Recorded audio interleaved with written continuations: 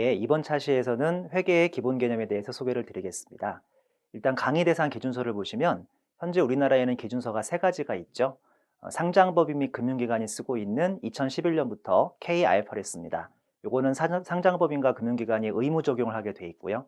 그다음에 비상장법인, 우리나라에 무려 70여만 개의 법인 사업자가 있는데 그중에 상장법인은 1,800여밖에 되지 않다 보니까 대부분을 차지하는 70여만 개의 비상장법인은 일반 기업 회계 기준을 사용하고 있습니다.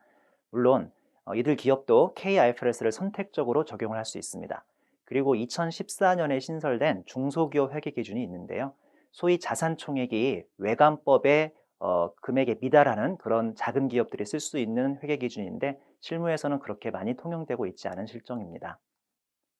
이번에는 기업 외부의 재무회계와 기업 내부의 관리회계에 대해서 설명을 드리겠습니다. 재무회계는 주주 채권자 그리고 기타 조직 외부의 여러 다양한 이해관계자를 위해서 정보를 제공하는 학문이고요. 이에 반해서 관리회계는 경영자라든지 아니면 종업원, 즉 내부 이해관계자의 경영자들에게 의사정보의 제공을 해주는 학문입니다. 뭐 예를 들어서 관리회계는 원가회계라고도 하는데요. 우리 회사가 하나의 제품을 만들 때 얼마의 원가를 구성하고 있는가, 그리고 이 원가를 가지고 우리 경쟁자들에게 좀 더 높은 금액으로 전략을 추구할 것인지 아니면 낮은 금액으로 갈 것인지 이런 내부 의사결정이 필요한 것이 바로 관리회계라고 할 수 있겠습니다. 그리고 재무회계와 관리회계는 목적과 보고 대상, 작성 근거에서도 약간 차이가 있는데요. 일단 재무회계 목적은 정보 이용자의 경제적 의사결정에 유용한 정보를 제공한다는, 즉 투자 결정과 신용 결정 등에 도움을 주고 있고요. 이에 비해서 관리회계는 경영자의 관리적 의사결정에 유용한 정보를 제공한다는 데 그 목적이 있습니다. 그리고 앞서 말씀드린 것처럼 재무회계와 관리회계는 보고 대상에도 차이가 있습니다. 재무회계는 투자자나 채권자 등의 외부 이해관계자에게 포커싱을 맞추는가 하면 관리회계는 내부 이용자, 즉 경영자 위주의 회계학이고요.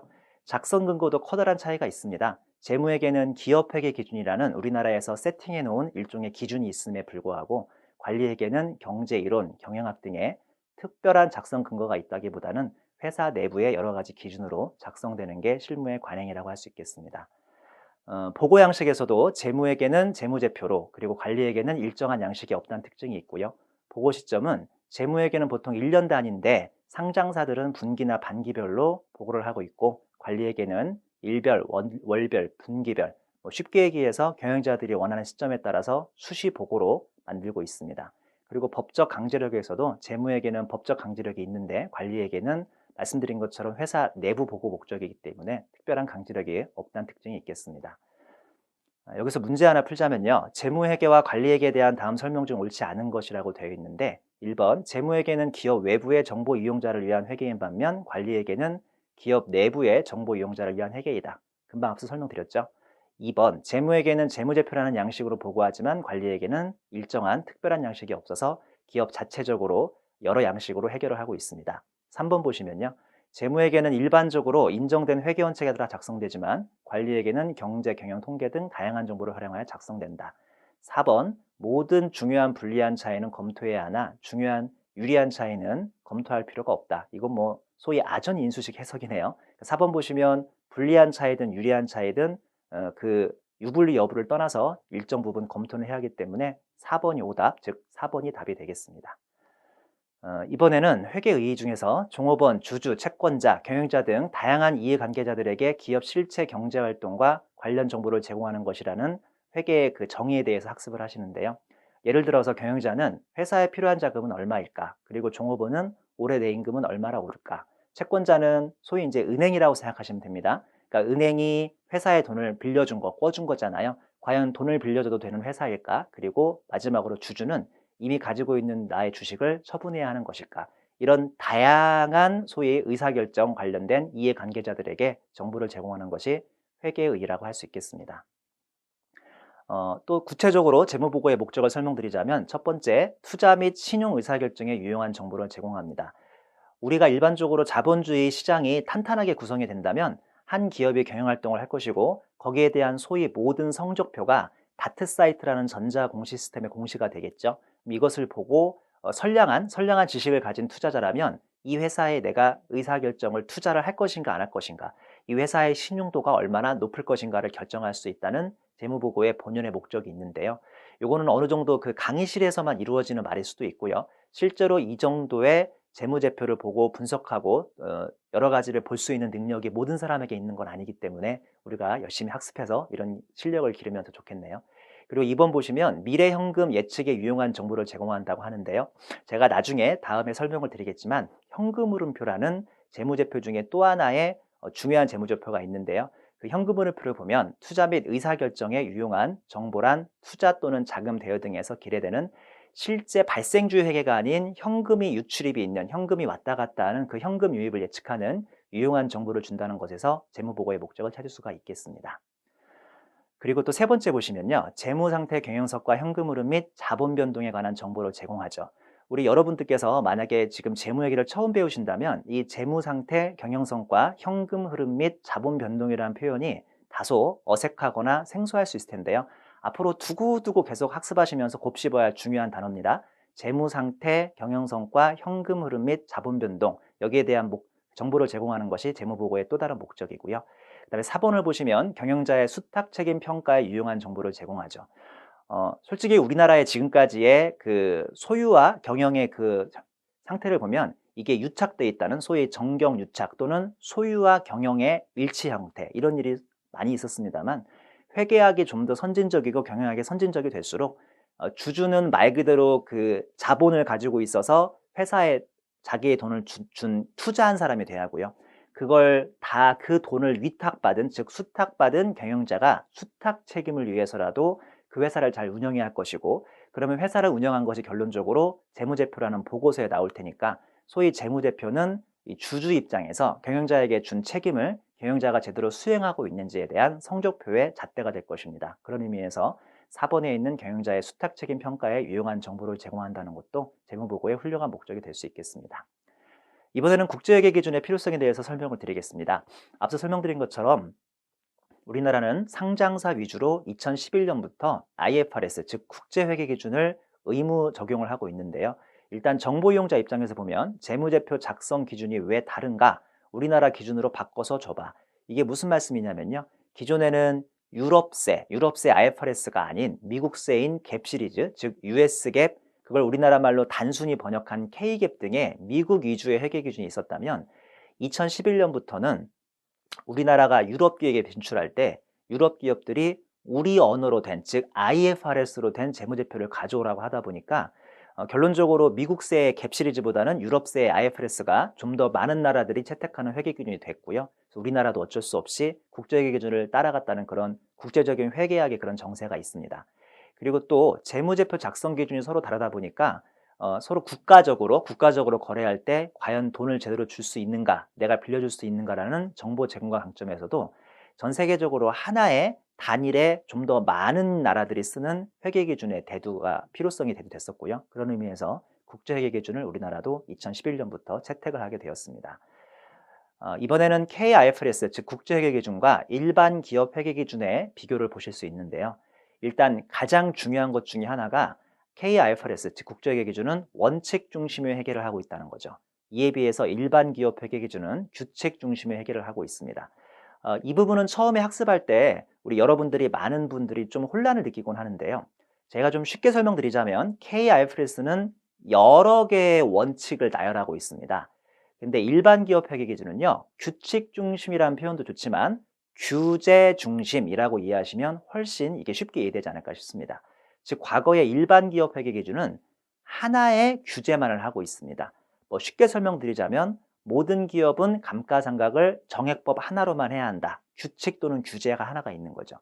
근데 KIFRS는요, 우리는 정액법도 되고 정률법도 되고 여러 가지 법이 있으니 여러 가지 원칙을 나열할 테니 그 원칙에 맞는 것을 여러분 회사가 선택하시오 라고 해서 여러 가지 융통성이 있는 게 KIFRS라고 생각하시면 되겠습니다. 그리고 KIFRS의 가장 큰 특징은 연결 재무제표가 중심이 된다는 거죠. 많은 대기업들은 자기 홀로 스스로의 별도 재무제표를 가지고 있지만 자기가 50% 이상을 투자한 여러 기업들을 나중에는 연결 재무제표라는 것으로 모두 끌고 오게 되어 있는데요. 기존 회계 기준에서는 연결 재무제표는 그냥 일종의 보너스 원샷으로 한 번 더 만들어야 하는 회계 재무제표였다면 이제 IFRS에서는 바로 그 연결 재무제표가 그 회사의 진정한 재무제표라는 거에서 큰 차이점이 있습니다. 그리고 KIFRS의 가장 큰 특징은 예전에는 원가법이 일반적인 회계의 방법이었다면 이제는 공정가치회계로 확대 적용을 해서 예를 들어서 30년 전에 100억에 샀던 토지 건물이 지금은 30년이 지났음에도 불구하고 100억일 리가 만무한 거잖아요. 이런 것들을 현재의 금액에 맞게 200억이든 300억으로 공정가치를 회계를 확대 적용할 수 있다는 게 가장 큰 특징이라고 할 수 있겠습니다. 그리고 우리나라 회계 기준의 적용 대상은 앞서 말씀드린 것처럼 KIFRS는 주권 상장 또는 예정 법인 그리고 금융기관에 대해서 의무 적용을 해야 하고요. 비상장 법인은 별도의 일반 기업 회계 기준이라는 것을 적용하게 되어 있습니다. 2009년까지는 조기 허용, 그리고 2010년도 조기 허용이 가능했고 2011년부터는 상장 법인은 의무화가 되어 있습니다. 금융기관 역시 상장 여부를 떠나서 상장법인과 마찬가지로 2011년부터는 의무화가 되고 있고요.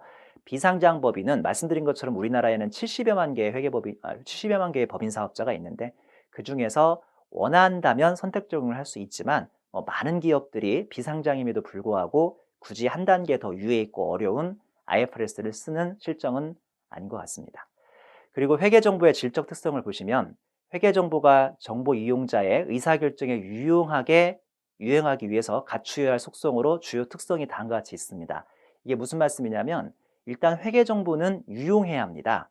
그러니까 아까 앞에서 제가 여러 내외적인 의사결정자, 즉 이해관계자가 있다고 말씀을 드렸지 않습니까? 예를 들어서 내가 종업원이라면 우리 회사가 이번에 연말에 성과가 작년보다 20% 30% 늘어서 특별 보너스를 받기로 연초에 약속이 되어 있다면 연말에 제가 차를 바꾸고 싶거든요. 근데 보너스가 나와야 차를 바꿀 수 있어요. 제가 재무적으로 아주 지금 뛰어난 건 아니니까요. 그러면 내가 유용한 의사결정을 한다는 게 우리 회사의 성과가 20, 30% 올랐다면 차를 바꿀 수 있다는 매우 유용한 의사결정을 하기 위해서 이 회계정보가 필요한 거거든요. 그러려면 목적에 적합해야 하고 신뢰성이 있어야 합니다. 즉 나의 차를 바꾸겠다는 그 목적에 적합해야 하고요. 뿐만 아니라 재무제표는 믿을 수 있는 신뢰성이 있어야 나의 의사결정이 유용하다는 뜻이겠죠. 목적과 합성이란 정보 이용자의 의사결정 목적과 관련해서 즉 정보 이용자에게 의사결정에 차이를 가져올 수 있는 정보로서 또 하부 성격이 있는데 예측 가치와 피드백 가치 그리고 적시성이라는 게 필요하겠습니다. 여기서 예측 가치와 피드백 가치란 정보 이용자가 기업 실체의 미래 재무 상태, 경영 성과 그리고 순현금 흐름 등을 예측할 수 있는데 도움이 된다는 거. 그래야 나의 목적을 이룰 수 있는 회계 재무제표가 되니까요. 또는 과거 기대치를 확인 또는 수정하는 데 정보가 활용할 수 있는 능력을 줘야 한다는 게 바로 전형적인 예측 가치와 피드백 가치가 되겠죠. 예측 가치는 미래에 관련된 것이고 피드백 가치는 과거에 관련된 것이어서 지금 이 문장에는 과거와 미래가 공존하고 있습니다. 적시성은 의사결정에 반영될 수 있도록 적시에 제공한다는 거죠. 실무적으로 적시성은 그냥 무조건 빨리라고 생각해도 크게 차이가 없을 것 같습니다. 좀 우스갯소리로 얘기하자면 우리가 한참 연애를 시작할 때 막 밀당을 하지 않습니까? 뭐 문자를 보내거나 뭐 카톡 같은 걸 보냈을 때 상대방이 금방금방 답이 오는지 상당히 그때 가슴 떨려하면서 기다리지 않습니까? 적시성이 바로 그런 개념이 아닐까 싶습니다. 그러니까 상대방의 의사결정을 위해서 재무제표가 필요할 때 딱 그때 재무제표가 나와야 한다는 거죠. 제가 마침 딱 필요할 때 나와야 한다고 했지만 실무에서는 가급적이면 무조건 빨리 나오는 게 적시성이 있다고 보는 게 하나의 의견이 아닌가 싶습니다. 신뢰성은 빨리만 나온다고 능사는 아니잖아요. 그러니까 어떤 사람은 빨리빨리 숙제를 제출하는데 그 레포트나 숙제에 오류가 많은 거예요. 어떤 사람은 교수나 선생님이 내라고 하는 마지막 기한까지 천천히 내는데 틀리진 않는 거죠. 그러니까 우리 인생에서 무조건 빨리 한다는 게 좋은 게 아닙니다. 즉 적시성이 있다고 해서 무조건 신뢰성을 보장받을 수 있는 건 아니거든요. 많은 오류가 있으면 신뢰성이 현저히 저하되겠죠. 회계정보가 정보 이용자의 의사결정에 유용하기 위해서는 신뢰할 수 있는 정보여야 한다는 거죠. 즉 무조건 적시성이 능사는 아닙니다. 어찌 보면 가운데 정도 적당한 시점에 전혀 틀리지 않는 재무제표를 내신다면 그런 재무제표의 질적 특성은 훨씬 올라간다고 말씀드릴 수 있겠습니다. 질적 특성 간의 상충 관계라고 해서 말씀드린 것처럼 앞에 여러 가지 재무제표의 질적 특성이 있는데 여기서 서로 상충되는 게 몇 가지 있죠. 예를 들어서 유형자산을 역사적 원가로 평가한다면 아까 말씀드린 것처럼 30년 전에 샀던 100억이라는 것을 그대로 재무제표에 놔둔다면 현재 그 30년 된 시점의 숫자와는 전혀 딴판에 이상한 숫자가 나올 수밖에 없는 거죠. 지금 이거 평가하면 한 300억쯤 되지 않았을까요? 근데 여전히 30년 전에 100억에 산 것을 그대로 100억으로 놔둔다면 믿을 수는 있죠. 신뢰성은 있습니다만 그게 예전 정보기 때문에 목적 적합하지 않다는 거죠. 그러니까 여러 가지 상충관계가 있을 수 있습니다. 손해배상 관련된 정보는 어떨까요? 그러니까 12월 31일 현재 우리 회사가 피고로 제소가 되고 있습니다. 현재 1심밖에 진행되지 않았고 2심, 3심은 아직 알 수가 없습니다. 그럼에도 불구하고 1심 결과에 우리가 피고이기 때문에 상대방한테 50억을 배상해야 한다는 것을 재무제표에 올려줘 버리면 그 50억이 나중에 100억이 될지 200억이 될지 알 수 없으니 신뢰성이 오히려 떨어질 수도 있다는 거죠. 여러 가지 의미에서 질적 특성 간의 상충관계가 있을 때 이를 최소화해서 재무제표를 만드는 것이 가장 좋은 방법이겠습니다.